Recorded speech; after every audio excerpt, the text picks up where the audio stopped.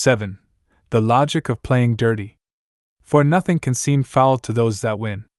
Shakespeare, Henry IV, Part 1, Act V, Scene 1. Even the most strident defender of the competitive spirit is willing to grant that one can go too far. Everyone shakes his head at excessive, or inappropriate, competition, and the winning at all costs philosophy that fuels it. One manifestation of such excess is self-destructive behavior. There are those in business who wear themselves to a frazzle trying to get ahead, as if professional success could compensate them for having turned their private lives into a wasteland. There are those in school who think that subjecting themselves to a grim regimen of nicotine, caffeine, and no sleep is a small price to pay for another few points on the midterm exam. There are those in sports who devastate their bodies in search of a trophy, enduring hypothermia, hypoglycemia, and dehydration to the point of double vision and hallucinations. Never far behind this physical punishment is the psychological torment that waits to be unleashed on a loser. Most people who speak of competitive abuses, though, are thinking of how we break the rules in order to win. In athletics, this may take the form of point shaving, college recruiting scandals, performance drugs, all of which are quickly becoming as commonplace as 6- and 7-figure salaries for sports stars. The playing field is also where we find excessive violence, immobilizing one's opponent by playing dirty, for example. The competitive pressures behind winning ugly, as it is sometimes called, are hardly confined to the pros. One need only attend a little league game to witness a kind of institutionalized child abuse. It would be a mistake, however, to restrict a discussion of cheating to athletics. A news dispatch from the 1985 meeting of the American Association for the Advancement of Science began as follows. Medical leaders and journal editors agreed today that highly competitive pressures in modern science were provoking cases of outright fraud and an even wider range of white lies and deceptions that they said were eroding the integrity of science. Dr. Robert G. Petersdorf, Vice Chancellor for Health Sciences at the University of California at San Diego, said, "The competition to win academic promotions and federal research grants was causing an undetermined number of scientists to exaggerate or cheat in reporting research they had done. Consider also the wide range of unethical and sometimes illegal behaviors in political campaigns, smearing opponents, accepting and laundering illicit contributions, tapping phones, stealing documents, forging letters, and burying all of this under an avalanche of lies. The point of Watergate, remember, was to win a contest. Then there are the bribes and sabotage that have come to be seen as a routine part of doing business, the selective use of evidence, and the 100 other dirty tricks that are common practice among lawyers. The way the truth is stretched for effect when journalists compete for space and recognition, the fact that pre-medical students sometimes ruin each other's experiments. Pick your field. If people are competing, many of them are going outside of the boundaries that have been established to delimit acceptable ways to win. There are accepted and remarkably uniform ways of dealing with competitive abuses. Responding to rule breakers is itself governed by rules. If you are a conservative, you will make sure that each wrongdoer is punished individually. The severity of the punishment will vary. When medical researcher John Darcy faked electrocardiogram data in 1981, he was stripped of his right to practice medicine in New York. When the Bank of Boston engaged in what was widely called a money laundering scheme, it was fined the equivalent of about 1 day's after-tax profits. Regardless of how stiff the penalty, the point is that each person who goes too far in an effort to beat out the competition is investigated and disciplined as if he were the only person who had ever done such a thing and as if he had acted out of sheer perversity. Liberal, reform-minded people are less interested in punishing than in exhorting competitors to obey the rules and avoid getting carried away with the race to win. They are fond of unearthing an example of exceptional sportsmanship. A college coach who refuses to pay his athletes under the table, a tennis player who walks off the court arm in arm with her opponent, and they hold up this model to others. Competitors are told that the only thing that matters is how the game is played, that abuses can be eliminated if they would only make more sportsmanlike gestures, such as shaking hands or helping an opponent to his feet, or eliminate all authoritarian people from coaching, or replace the term opponent with associate. Thomas Tutko and William Bruns urge us. Let's compete, let's play to win, but let's keep it all in perspective. To learn to compete and face a challenge, to learn to accept victory and adjust to defeat, is quite different from a philosophy whereby one individual or team must emerge as a victor. Of course, they failed to explain how it is possible to compete in such a way that one individual or team does not emerge as a victor. Underlying both approaches, isolating and punishing an individual who cheats and cautioning competitors about going overboard, is a single assumption. The assumption is that the ugly measures people use to get ahead represent a contamination of true competition. Thus, sports writer John Underwood says that cheating, defile, competition, has perverted the good name of sport. That violence for William Bennett, now the U.S. Secretary of Education, violence is a degradation of the game. While for Garrett Hardin, bloodiness is only an accident of competition. This is also the position of James Michener, who declared the problem is not with competition per se but with the violence that excessive competition arouses. The conservatives' insistence that the fault lies with the individual competitors and the liberals' careful condemnation of inappropriate competition are really not so far apart. In both cases, competition itself is rescued from any blame. If we get rid of the troublemakers, if we don't go too far in our quest for victory, then there is nothing intrinsically wrong with the win/lose structure. If you were an advocate of competition, this is precisely the tack you would take. No matter how frequently they seem to appear, you would argue that abusive, self-destructive, violent, or immoral behaviors are corruptions of real competition, which is in its essence as virtuous and healthy as these exceptions are nasty and neurotic. To argue in this way is also to enjoy an appreciable rhetorical advantage, since such a position appears pleasingly moderate. You are not saying all competition is bad, but merely that it should not be done to excess. What could be more reasonable? This position coincides with the entrenched reluctance of Americans to consider structural explanations for problems. We prefer to hold individuals responsible for whatever happens or, at the most, to find a convenient proximate cause. Rarely are events understood in their historical or economic or social context. As one of many possible examples of this, consider how we respond when our children fail to learn. Typically, we insist that they are not studying hard enough, or else we put the problem down to poor teaching. What we do not do is acknowledge that a two-tiered educational system funnels most of the promising teachers and the privileged children to the private sector, virtually guaranteeing that students without the resources to follow will receive an inferior education. We do not ask why learning is defined in terms of a standardized test score, why obedience is valued above critical thinking, and we certainly do not look at the institutions in our country whose existence depends on a passive, acceptant public of precisely the sort that our schools manufacture. The story is much the same when we confront poverty, or crime, or most other social ills. As for psychological problems, we do not even recognize them to be social in nature. The trouble is framed as an illness, purely an individual matter. This way of looking at the world has several consequences. It often results in blaming the victim, as many observers have pointed out. It leaves the foundations of our society undisturbed and even unexamined. And it all but assures that the problem itself will not go away. In the case of competition, the root cause of abuses is the competitive structure itself. Abuses, then, is really something of a misnomer, since these actions do not represent the contamination of competition but rather its logical conclusion. In the last chapter, I argued that hostility is virtually built into an arrangement where someone else's fate is inversely related to your own. So it is that a structural imperative to beat others invites the use of any means available.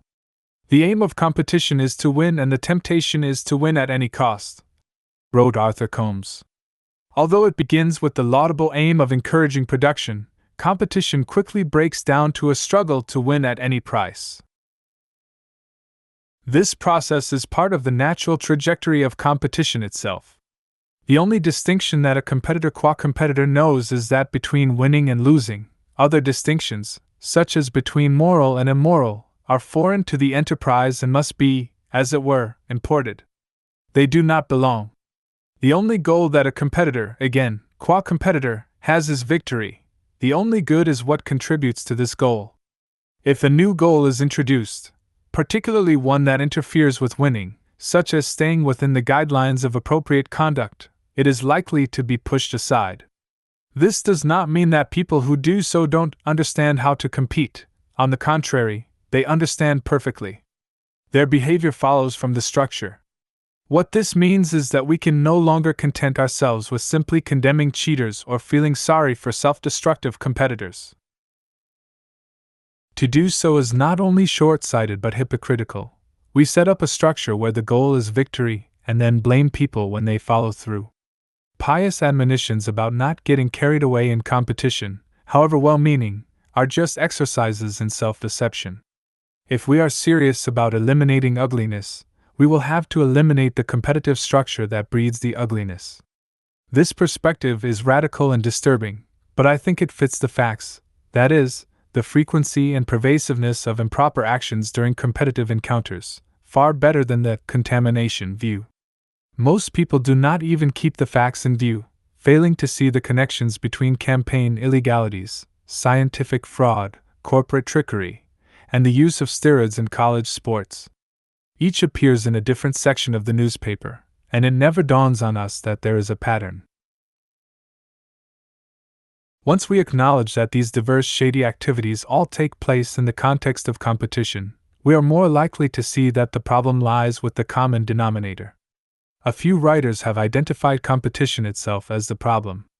And Strick's critique of the American legal system, as we have already seen, questions the premise that justice is best served by an adversarial, i.e., competitive, model.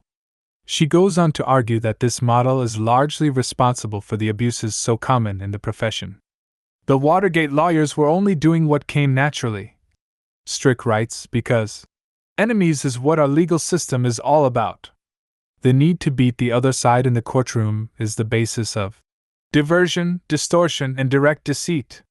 Where polarity shapes thinking and winning is the orthodoxy to which men chiefly adhere, deceit is absolutely justifiable. Gunther Luschen realized that the same is true on the playing field. By and large, the characteristic of a contest as a zero-sum game seems to explain why cheating should go on at all levels, even where the odds at stake are not high. By definition, all competition is zero-sum, in the broad sense of mutually exclusive goal attainment, so the invitation to cheat is always present. George Orwell made the point even more strongly. Serious sport has nothing to do with fair play. He wrote, "It is bound up with hatred, jealousy, boastfulness, disregard of all rules, and sadistic pleasure in witnessing violence." Empirical research lends credence to this view. A sports psychologist found that both athletes and non-athletes use lower-level egocentric moral reasoning when thinking about dilemmas in sport than when addressing moral issues in other contexts. These and other findings suggest that moral norms which prescribe equal consideration of all people are often suspended during competition in favor of a more egocentric moral perspective. These findings also suggest that competition itself is responsible for the development of a lower moral standard. Indeed, another pair of researchers point to evidence that regular sport participants become more committed to winning at any cost and less committed to values of fairness and justice as their competitive experience increases. Ironically, Michael Novak, whom we already know to be a staunch defender of competition, agrees that sports naturally lead participants to try to win at any cost. The true practice of sport goes on, beneath the moralistic mythology of virtue and clean living. Basketball without deception could not survive. Football without aggression, holding, slugging, and other violations, only a few of which the referees actually will censure, could not be played.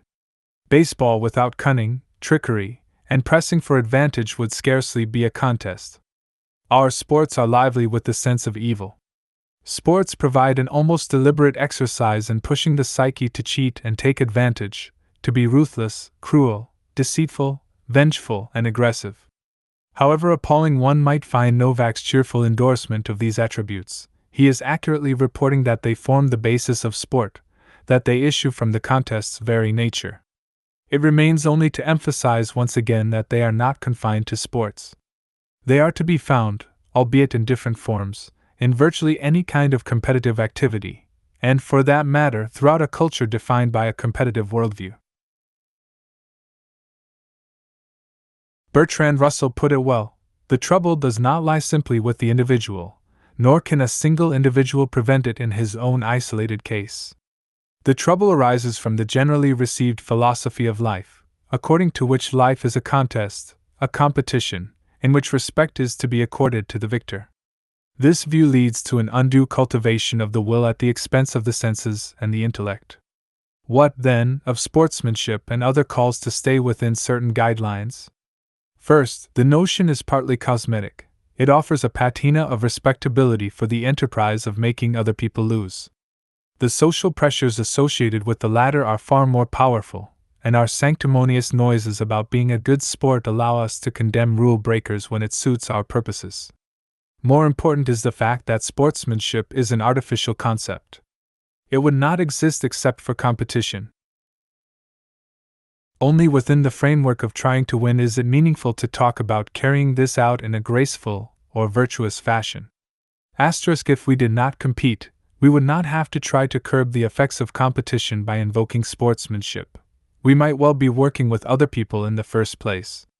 Even viewed in this light, though, the question of sportsmanship reminds us that not every businessperson resorts to sleazy tactics to get ahead, and not every football player tries to disable his opponent. There are plenty of factors that encourage or discourage the use of inappropriate techniques. One such factor is the level of the competitor's moral development. Not surprisingly, researchers have found that the maturity of an athlete's moral reasoning is inversely proportional to the number of aggressive acts he or she engages in or views as legitimate. Other factors include the severity of the penalty, the likelihood that violators will be caught, and the perceived willingness of other participants to abide by the rules. The implication is that it is possible to try to counteract the natural consequence of the imperative to win, and thus reduce the level of intentional competition. It is possible, but we Americans generally do not do so. On the contrary, the trouble with a hyper-competitive culture like ours is that we not only leave the mechanism intact but we create a network of reinforcements for winning at any cost.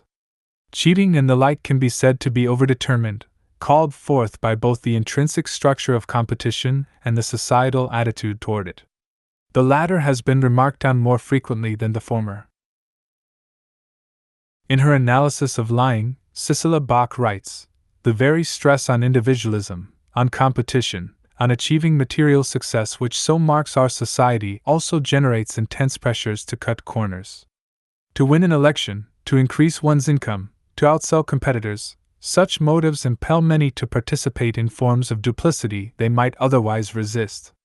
The more widespread they judge these practices to be, the stronger will be the pressures to join, even compete, in deviousness." The last sentence is crucial. The pressure we feel to be number one creates a vicious circle as we expect others to play dirty, and feel justified in breaking the rules ourselves, if not obligated to do so. If I play it straight, the next guy is just going to take advantage of me. To complain, as the lawbreaker often does, that honesty does not pay may be self-serving, but it is largely correct in a competitive society.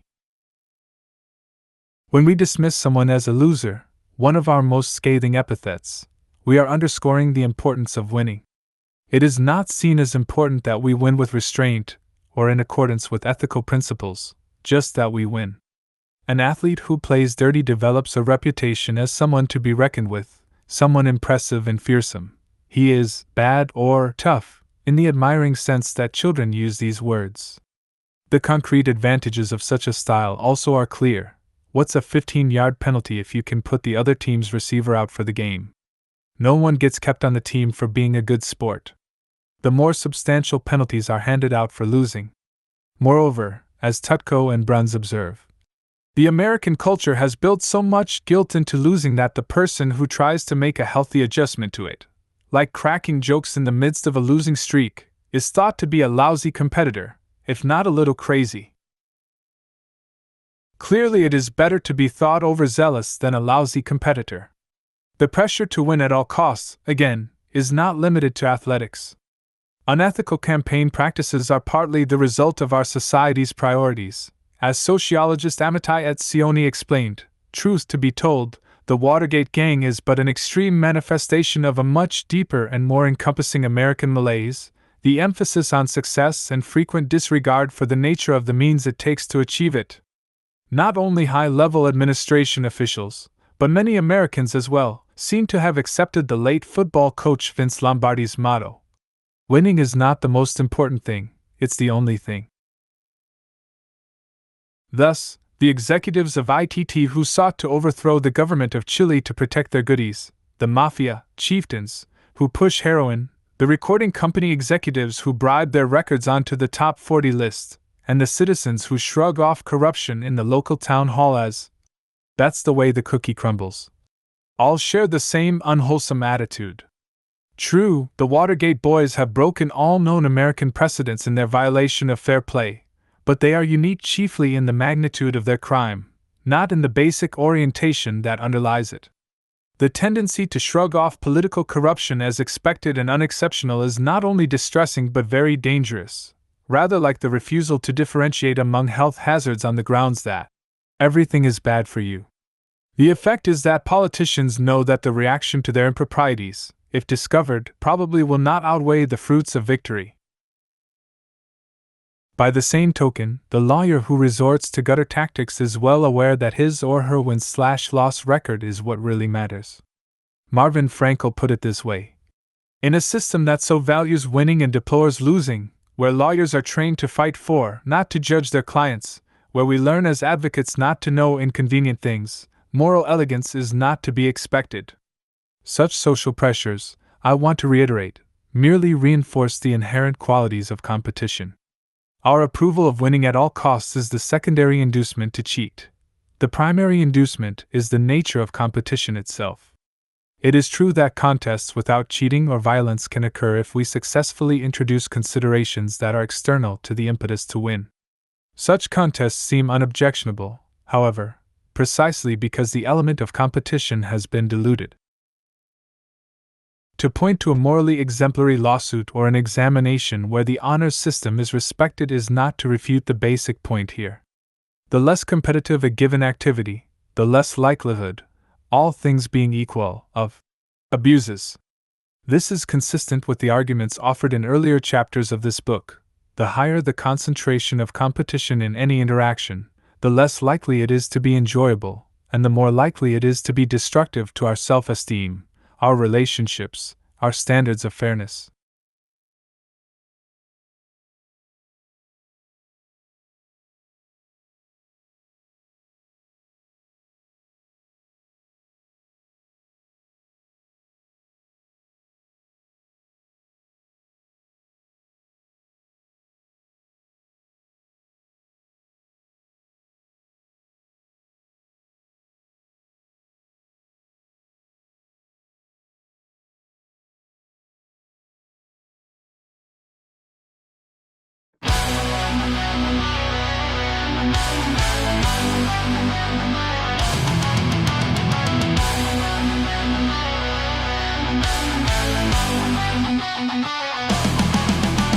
I wish I could say everything's just peachy, that life is easy, but you and I know it's not. They've got everyone thinking that's just how it is, so no one asks if the system could stop a culture built on cutthroat games, where winning means someone else takes the blame. But the truth they hide is we've got all we need to lift each other up and let the world breathe. Don't let them pull the wool over your eyes. You know there's something wrong with this picture. We draw our power from the spirit of the times. Zeitgeist, zeitgeist, zeitgeist. Wouldn't it be something if no one had to fight? just to have a warm bed or a meal each night. We could build a world with dignity and grace, a future worth leaving for the human race. My generation's got fire in our veins. All we need is a spark to ignite real change. We'll rise from the ashes and find hope again, fueled by truth and a vision with no end. Don't let them hold the wool over your eyes. You know there's something wrong with this picture. We draw our power from the spirit of the times. Zeitgeist, zeitgeist, zeitgeist. When the power of love overcomes the love of power, the world will know peace, and that is the hour. We shift from fear to collective might and turn on the future's guiding light.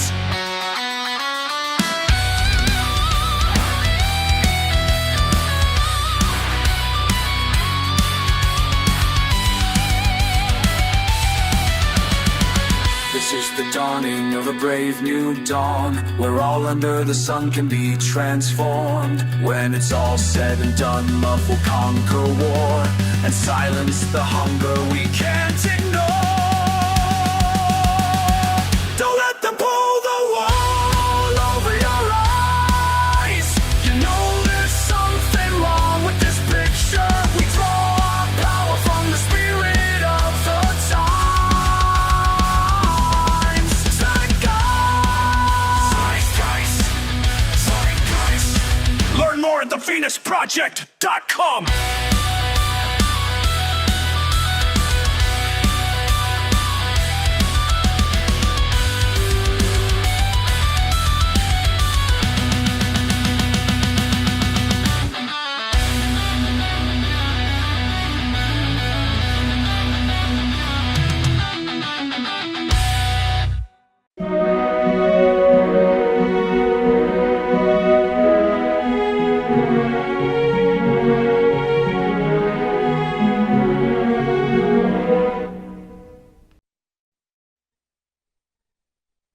According to estimates, over 1 billion people live in appalling levels of poverty.